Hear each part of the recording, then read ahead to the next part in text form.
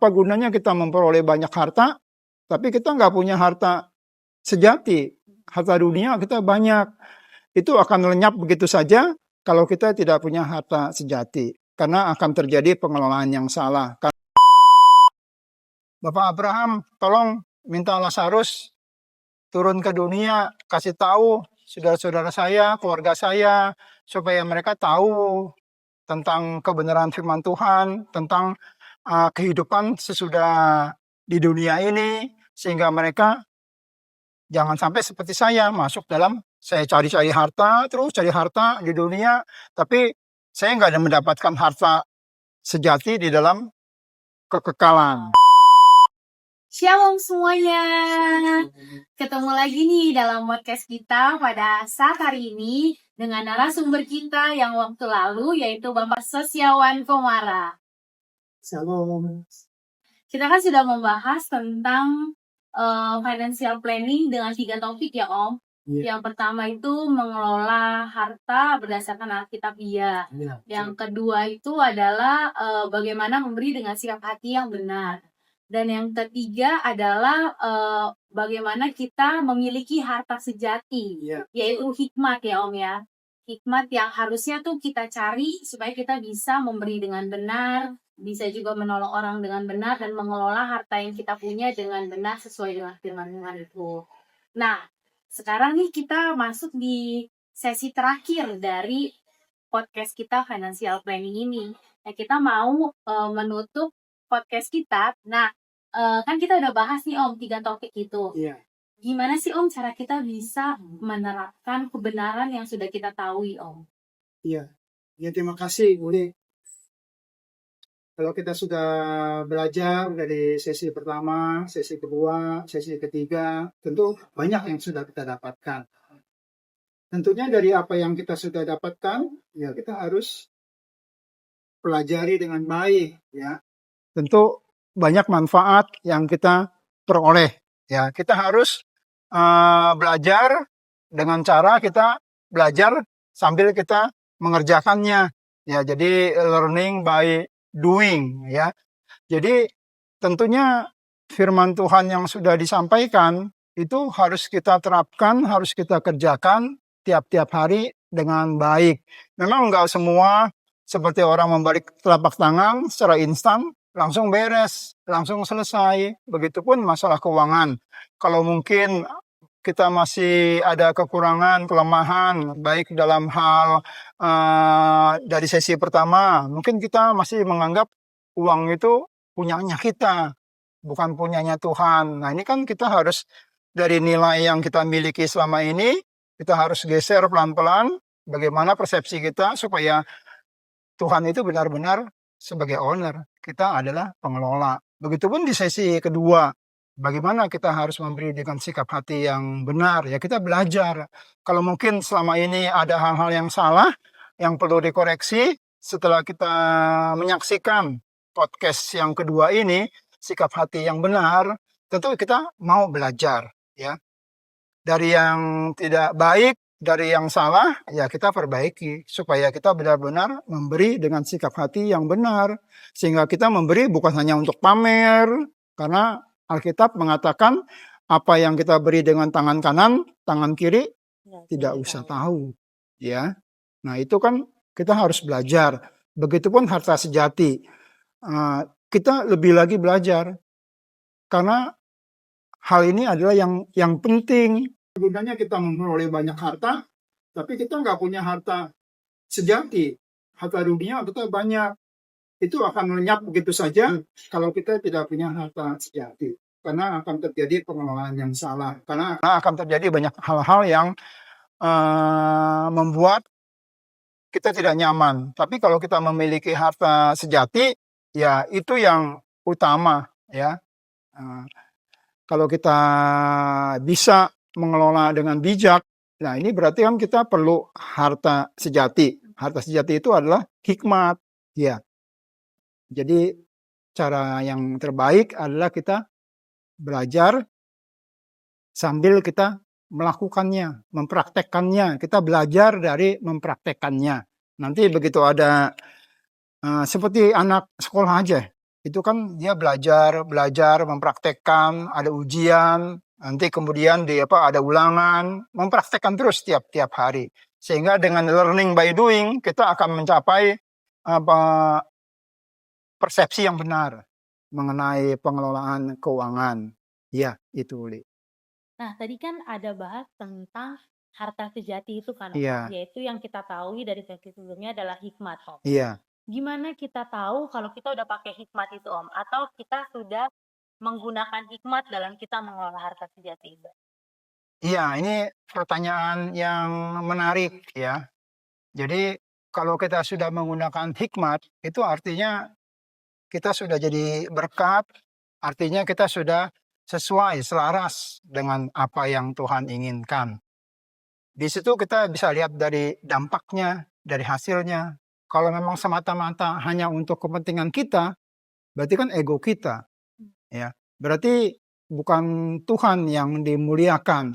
Tapi kalau kita mengelola dengan baik, dengan benar, jadi banyak berkat buat orang lain, ya itu artinya kita sudah berhikmat. Artinya kita enggak misalnya kita terima apa yang kita terima, apa yang kita dapatkan, kita habiskan dalam waktu singkat. Itu kan berarti kan kita kurang berhikmat, ya. Tentunya kalau kita berhikmat, tentunya apa yang kita dapatkan, apa yang kita terima, tentunya kita bisa kelola dengan baik. Bukan hanya untuk kita sendiri, bukan hanya untuk keluarga kita, tapi kita juga bisa berbagi sehingga sehingga kita jadi berkat, ya. Sehingga nama Tuhan yang dimuliakan. Jadi kita bisa tahu apakah kita sudah lakukan semuanya dengan hikmat atau tidak, ya dari situ, ya. Kita udah dapat kalau kita dapat berkat, ya, kita bisa bagikan, bisa kelola dengan baik, ya, sehingga nama Tuhan dimuliakan, itu artinya kita sudah menggunakan hikmat. Tapi kalau baru kita terima berkat Tuhan, kemudian kita boroskan, kita habiskan, malah kita akhirnya jadi berhutang. Nah, ini yang artinya dari situ ya sudah ketahuan bahwa itu kurang berhikmat. Kita terima, ya, mungkin sampai bulan depan, sampai tahun depan nggak habis-habis. Nah, karena kita pelit, ya, kita kikir, ya. Nah, itu juga kita artinya ya nggak menjadi berkat. Sedangkan Tuhan mau apa yang kita dapatkan, kita juga bisa salurkan. Ada take, ada give. Ada saatnya kita menerima, ada saatnya kita memberi, ya. Tentu di situ kita tahu bahwa kita sudah menggunakannya dengan hikmat sejati, dengan harta sejati, dengan hikmat yang kita maksudkan pada malam hari ini. Oke, berarti ketika kita sudah merasakan dampak yang dari Tuhan, berkat-berkat Iya, dari Tuhan, nama Tuhan dimuliakan dari harta kita, itu iya, artinya kita sudah menggunakan hikmat Tuhan iya, ya, Om, dalam iya, mengelolanya. iya. Nah, apa sih Om yang paling penting dalam kita mengelola keuangan itu? Ya, jadi untuk apa yang penting, ini kembali lagi dari sesi pertama, sesi kedua, sesi ketiga, ya yang terpenting ya bukan untuk kepentingan kita ya, karena kan kita cuma pengelola. Yang di sesi kedua juga kan kita harus berbagi berkat. Ya, kita bisa memberi dengan sikap hati yang benar. Hal yang ketiga ya kita harus memiliki harta sejati. Jadi yang paling penting bukan buat kita, tapi bagaimana kita bisa menjadi berkatnya Tuhan. Bagaimana Tuhan dimuliakan dalam hidup kita. Jadi yang terpenting bukan banyaknya harta, tapi kalau kita bisa berbagi dengan orang lain, itu ada suatu kepuasan yang tidak bisa diceritakan, ya. Ada suatu kepuasan. Alkitab sendiri menulis bahwa terlebih berbahagia memberi daripada menerima. Jadi ada hal-hal yang takarannya itu enggak seperti dunia, seperti ukuran dunia, ya. Jadi seperti itu, Uli, ya. Ya, Om.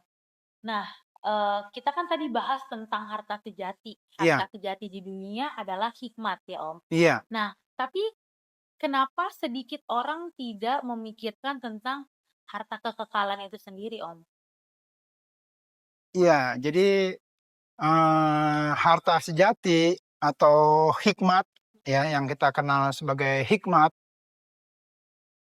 sebenarnya itu adalah hal yang penting ya. Waktu Salomo ditanya oleh Tuhan, Salomo, sebenarnya ini kamu maunya apa? Ya. Nah, kalau kita mungkin ditanya sama Tuhan, Tuhan datang, Uli, kamu mau apa malam hari ini? Kamu bisa mengajukan satu pertanyaan, saya akan memenuhi. Nah, kita akan mintanya apa? Oh Tuhan, saya minta 1 M. Oh Tuhan, saya minta 2 M, ya kan? Kita minta apa gitu loh. Nah, Salomo waktu Tuhan tanya, dia nggak bilang saya minta harta kekayaan, saya minta nyawa musuh saya. Dia nggak mengatakan seperti itu. Tapi yang dia katakan, Tuhan kasih saya hikmat supaya saya bisa memimpin bangsa Israel yang banyak ini, ya. Supaya saya dengan hikmat yang Tuhan berikan, saya bisa mengatur semuanya menjadi baik. Ya, jadi dia bukan tujukan untuk diri dia sendiri.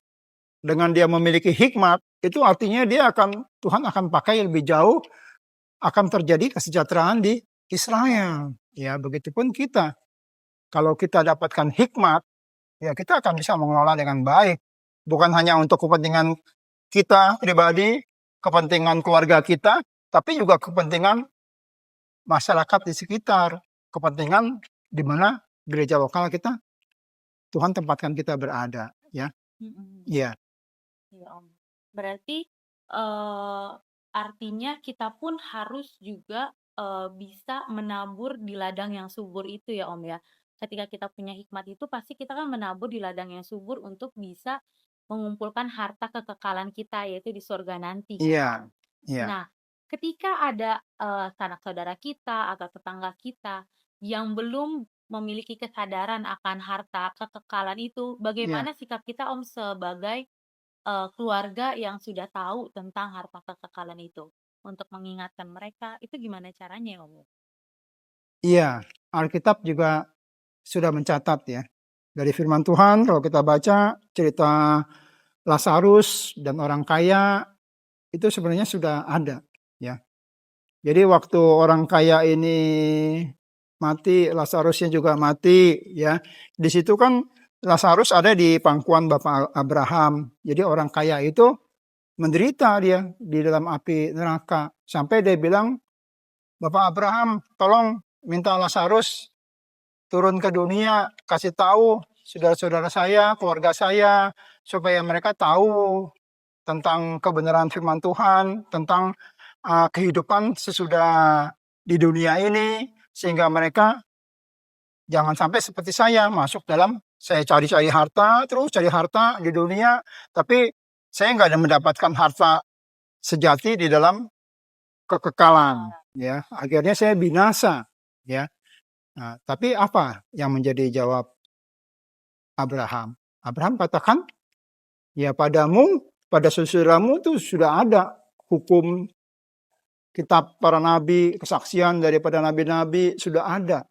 Artinya dalam kehidupan di dunia sebenarnya kita sudah tahu. Ya. Kita hidup di dunia 70 tahun. Kalau kita kuat sampai 80 tahun. Jadi sebenarnya kehidupan yang berlangsung di dalam dunia itu relatif pendek ya. Cuma 70 sampai 80 tahun. Sedangkan yang terpenting adalah bagian yang kehidupan kekal. Ya, itu tidak terbatas kehidupan kekal. Ya, tapi orang umumnya lebih memperhatikan kehidupan yang sementara daripada kehidupan yang kekal. Ya, nah ini Alkitab sudah mencatat, sudah menulis dengan jelas. Jadi pilihan ada di tangan pribadi masing-masing. Ya kita bisa mengingatkan mereka. Ya kita tidak bisa memaksakan. Kamu harus mengumpulkan jangan cuma harta di dunia yang bisa dimakan ngengat, tapi kamu harus kumpulkan harta di dalam kekekalan, supaya kamu bisa masuk di dalam kekekalan. Itu kita hanya bisa mengingatkan, tapi kita tidak bisa memaksa. Karena itu Tuhan sudah siapkan semuanya. Tuhan sudah siapkan rasul, nabi-nabi, Tuhan sudah siapkan gembala-gembala, penginjil, Tuhan sudah siapkan guru-guru. Nah, sekarang manusianya ini mau sadar enggak? Mau enggak diberitahu? Pada umumnya ya mereka masuk, mereka inginkan meraih semuanya dalam hidup yang singkat. Ya, itu yang memang agak sulit ya. Tapi bukan artinya tidak bisa. Ya, kita berdoa, kita minta hikmat dari Tuhan supaya kita bisa menyampaikan dengan keluarga kita, dengan saudara-saudara kita, supaya mereka mencari harta dalam kekekalan, bukan harta di dunia yang bisa dimakan oleh hangat. Ya, yang bisa dicuri ya. Wow. Topik terakhir ini, walaupun udah podcast terakhir, tetap ya sangat Iya. memberkati sekali. Nah, Om, ada nggak sih yang pengen Om sampaikan nih di Iya. podcast terakhir kita Iya. mengenai financial planning untuk Uli dan juga untuk para penonton yang ada? Iya, ya puji Tuhan ya. Kita semua diberkati. Bapak Ibu saudara kasih, netizen yang kami kasihi. Kalau kita sudah mengikuti acara ini dari sesi pertama sampai sesi terakhir ini, ya tentunya banyak hal yang kita sudah dapatkan. Biarlah Roh Kudus yang terus tolong kita bersama-sama supaya kebenaran firman Tuhan yang sudah disampaikan itu tidak menjadi sia-sia. Ya, kita sudah banyak belajar dari sesi pertama bagaimana Tuhan adalah pemilik, kita pengelola. Ya, kita harus mengelola dengan baik, bisa dipercaya dengan jujur. Kita juga bisa memberi dengan sikap hati yang benar dan juga kita memiliki harta sejati. Ya, kiranya pada saat ini kita benar-benar mau membuka hati kita ya, supaya kebenaran firman Tuhan boleh terjadi dalam kehidupan kita. Firman Tuhan saat kita lakukan, ya firman Tuhan yang sudah kita dengar, kita lakukan itu berdampak luar biasa. Ya, akan terjadi mukjizat, ya, akan terjadi pelimpahan berkat buat Bapak Ibu netizen sekalian. Puji Tuhan, ya. Terima kasih Om untuk sharing-sharingnya untuk serial podcast yang udah Om bagikan kepada setiap kita yang ada nih. Nah, untuk teman-teman semua, para penonton yang ada, kalau mau kita bahas-bahas lagi mengenai topik-topik menarik yang emang menjadi kebutuhan kalian, kalian boleh tulis di kolom komentar di bawah ini untuk apa aja nih podcast-podcast yang bisa kita bahas selanjutnya lagi. Tentunya masukan dari netizen sangat berharga. Betul banget Om. Kalau teman-teman semua diberkati dengan serial kita, jangan lupa untuk like YouTube kita dan juga jangan lupa dibagikan kepada sanak saudaranya biar banyak jiwa yang semakin diberkati melalui podcast kita. Amin. God bless you. Bless you, puji Tuhan.